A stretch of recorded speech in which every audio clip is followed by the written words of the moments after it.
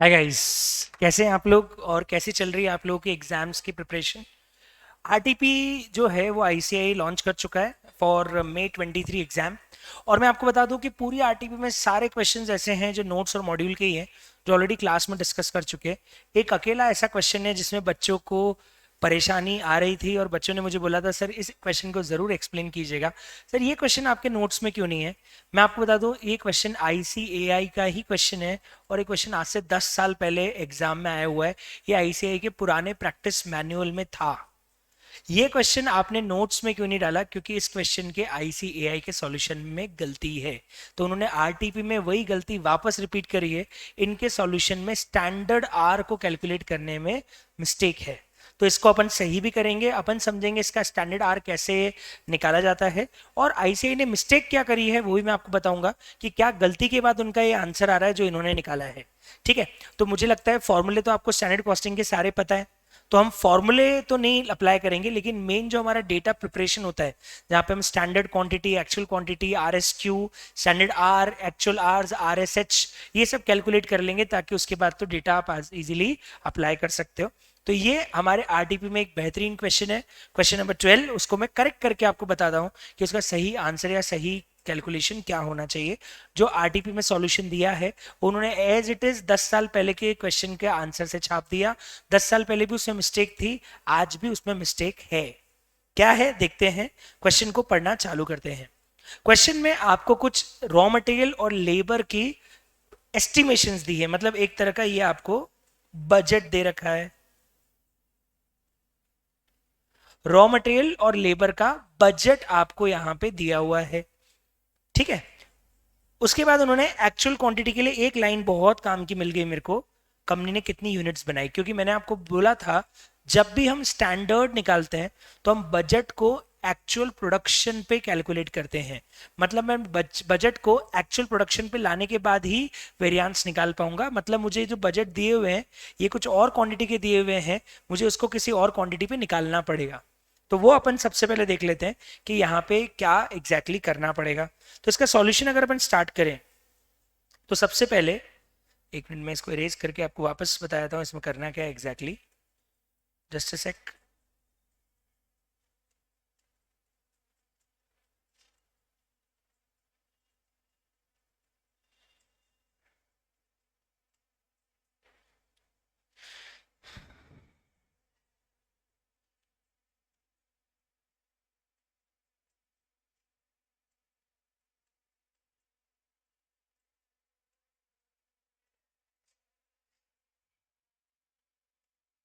देखिए, इसके अंदर हम सबसे पहले जो डेटा क्वेश्चन में लिखा हुआ है उसको एक बार डाल लेते हैं, क्या लिखा हुआ है उन्होंने, और उससे अपन स्टार्ट करते हैं। सबसे पहले क्वेश्चन में जो बजट दिया हुआ है वो मैं यहाँ पे लिखते जाता हूँ क्या डिटेल दी हुई है। सबसे पहले अगर मैं रॉ मटेरियल की बात करूँ, रॉ मटेरियल की, तो मेरे पास में दो क्वांटिटी है, डी करके एक है और सी करके एक है। क्वेश्चन में दिया हुआ है 1600 एंड 1200, ये क्वांटिटी है, 1600 और 1200, टोटल मिला के 2800 kg मेरा बजट का इनपुट दे रखा है। लेकिन वो बोलते हैं कि स्टैंडर्ड लॉस 10% हो जाता है, मतलब इतनी क्वांटिटी बाहर आती होगी। ये आपका आउटपुट दे दिया है 2520 kg का। मतलब एक चीज मुझे समझ में आया कि जो हमारा बजट है वो 2520 यूनिट के आउटपुट का है। यस, ये हमें यहां से समझ में आ गया। कैसे समझ में आया? रॉ मटेरियल देने के बाद स्टैंडर्ड लॉस दे रखा है, तो इससे समझ में आ रहा है कि जो अपने को ऊपर डेटा दिया है वो 2520 यूनिट्स के आउटपुट का है। ठीक है, जबकि हमें जो एक्चुअल दिया हुआ है, हमारा एक्चुअल आउटपुट है वो 2520 यूनिट नहीं है, हमारा एक्चुअल आउटपुट 2920 kg का है।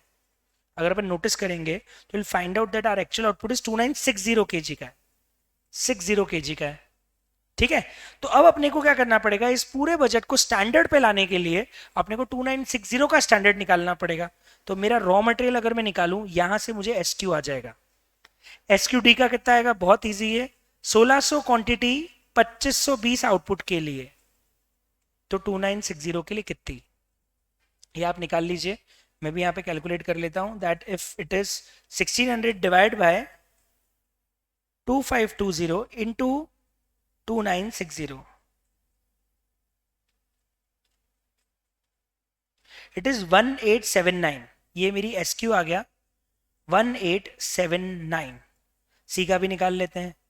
1200 क्वांटिटी अगर 2520 के लिए है तो 2960 के लिए कितनी?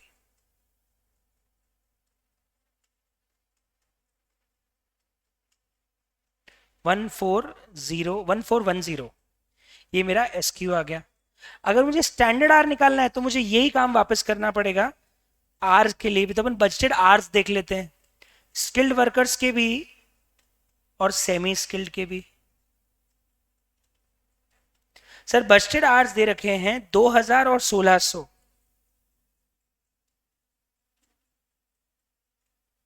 ठीक है सर, पर नीचे एक लाइन और लिखी हुई है 5% का आइडल टाइम एक्सपेक्टेड है। पहली बात आप मुझे बताओ, ये एक्सपेक्टेड आइडल टाइम है तो ये नॉर्मल है कि अब नॉर्मल है? मेरा आपसे सवाल है। अगर ये एक्सपेक्टेड है मतलब ये नॉर्मल आइडल टाइम है। क्या ये ऊपर ऊपर जो एस्टिमेशन दिए हुए इसमें जुड़ा हुआ नहीं है? सर ऑफ कोर्स जुड़ा होगा, क्योंकि जब बजट बनाते हैं तब नॉर्मल आइडल टाइम को कंसीडर करके ही बनाते हैं। मतलब अगर मुझे पता है कि मुझे 95 का काम करवाना है और 5% का नॉर्मल आइडल टाइम होगा तो मैं 100 आवर्स का ही बजट बनाऊंगा। मतलब उन्होंने इस बजट में ऑलरेडी नॉर्मल टाइम को कंसीडर किया हुआ है। ये जो 2000 आवर्स आ रहे हैं ये आइडल टाइम कंसीडर होने के बाद के ही हैं कि साहब अगर 5% आइडल टाइम रहेगा तो इतने इतने घंटे मुझे इस आउटपुट को बनाने में लगेंगे। मतलब इस आइडल टाइम का हमको ऑलरेडी बजट में कंसीडर किया हुआ है, तो आपको इसको वापस इफेक्ट देना नहीं था। 2000 और 1600 हमारा बजट है, पर ये 2520 के लिए। तो अगर मैं स्टैंडर्ड आर निकालूं तो स्किल्ड के स्टैंडर्ड आर कितने आएंगे? 2000 डिवाइडेड बाय 2520 इंटू 2960। और अनस्किल्ड के स्टैंडर्ड आर आएंगे 1600 डिवाइड बाय 2520 इंटू 2960। तो ये हो जाएगा 2000 divided by 2520 into 2960। 2000 divided by 2520 into 2960, ये आ रहा है 2349। 1600 डिवाइड बाय 2520 इंटू 2960, ये आ रहा है 1880। ये मेरे स्टैंडर्ड आर आ गए। सर अब आपने इसमें आइडल टाइम का इफेक्ट क्यों नहीं दिया? क्योंकि मैं मान रहा हूं कि नॉर्मल आइडल टाइम है। मतलब मुझे जो 2000 और 1600 का बजट दिया हुआ है इसमें मेरा आइडल टाइम भी इंक्लूडेड है, और ये करके 2520 यूनिट मेरी इतने घंटे में बनेगी। तो ये बजट इतनी यूनिट के लिए, तो हम जो यूनिट बना रहे हैं उसके लिए हमारा बजट कितना हो जाएगा? वो आ जाएगा 2349 और 1880। सर तो अपन जो आइडल टाइम वेरिएंस निकालते हैं वो तो एबनॉर्मल आइडल टाइम के लिए होता है, नॉर्मल आइडल टाइम के लिए तो होता ही नहीं है। वो तो एबनॉर्मल आइडल टाइम का वेरिएंस होता है, इसीलिए उन्होंने रिक्वायरमेंट में अपने से आइडल टाइम वेरिएंस पूछा भी नहीं, क्योंकि वो नॉर्मल आइडल टाइम के लिए निकलता ही नहीं है, वो तो एबनॉर्मल आइडल टाइम के लिए निकलता है।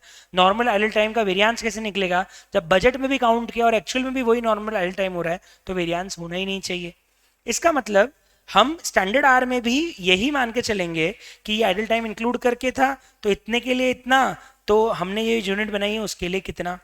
अब आईसीआई ने क्या मिस्टेक करी? आईसीआई ने बताया क्या किया है, इसमें से नॉर्मल आइडल टाइम हटा दिया है 5%, दोनों में से। और उन्होंने नॉर्मल आइडल टाइम हटा के स्टैंडर्ड आर निकाले। 2349 माइनस 5% हटा के इन्होंने स्टैंडर्ड आर दिए 2231, और 1880 डिवाइडेड बाय माइनस 5% करेंगे तो 1786। ये आईसीएआई के आरटीपी के आंसर में स्टैंडर्ड आर है।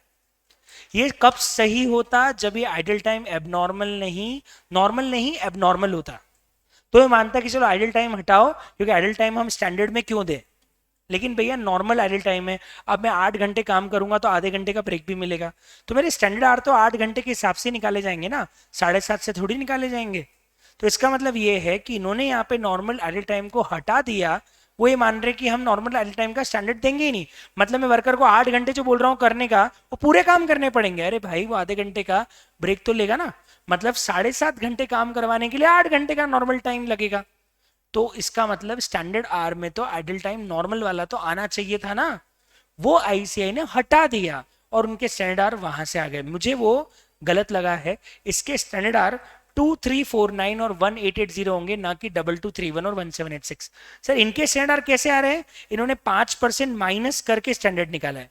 इन्होंने क्या किया मैं आपको बताऊं, इन्होंने 2000 जो निकला ना, 2000 में से पहले 5% हटा दिया, या आया 1900, उसको डिवाइड किया 2520 से और मल्टीप्लाई किया 23492 से, तो मेरे 2231 आवर्स आ रहे हैं। पर इन्होंने क्यों किया, 5% हटाया क्यों? जब बजट में दिया हुआ है तो स्टैंडर्ड में भी आना चाहिए। जब हम बोल रहे हैं कि हाँ भैया 95 काम कराने के लिए 100 काम कराना पड़ेगा, तो स्टैंडर्ड आर भी तो 100 मिलने चाहिए, 95 क्यों मिलेंगे? तो इसलिए वो एबनॉर्मल आइडल टाइम हटता है। नॉर्मल आइडल टाइम का तो मैं वर्कर को स्टैंडर्ड आर दूंगा ना, कि हाँ भाई तेरे को 7.5 घंटे का काम करना है, तो ये ले, तेरे को मैंने 8 घंटे अलाउ किए, तो टाइम अलाउड तेरे को 7.5 थोड़ी दूंगा, तेरे को टाइम अलाउड 8 दूंगा, क्योंकि सिर्फ 5% का नॉर्मल आइडल टाइम तो होगा। पर सर अगर एग्जाम में एज इट इज क्वेश्चन छप जाए और मुझे आईसीआई का सजेस्टेड आंसर फॉलो करना है, तो मैंने बता दिया उन्होंने क्या किया है।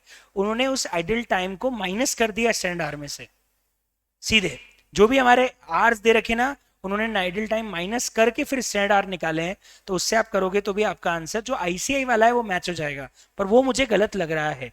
इसलिए क्वेश्चन मैंने इतने टाइम से कभी नोट्स में नहीं डाला, क्योंकि इसका आईसीआई का सजेस्टेड आंसर मुझे हमेशा से गलत लगा है।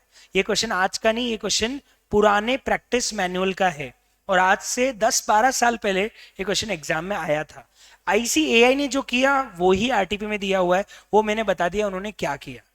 ठीक है, तो आपके सामने पूरा डिस्कशन है। आई थिंक अब आपको कैलकुलेशन भी समझ में आ गया होगा। तो this is about the standard costing का आरटीपी वाला क्वेश्चन, जिसको लेके बच्चों को डाउट था। तो अब ये दोनों बातें बता दी, आईसीआई ने क्या किया वो भी, और सही क्या है वो भी। तो thank you so much, best of luck. आपको और भी कोई क्वेरीज हो तो आप मुझे व्हाट्सएप करके पूछ सकते हो। Thank you, enjoy, good day, bye bye, thank you.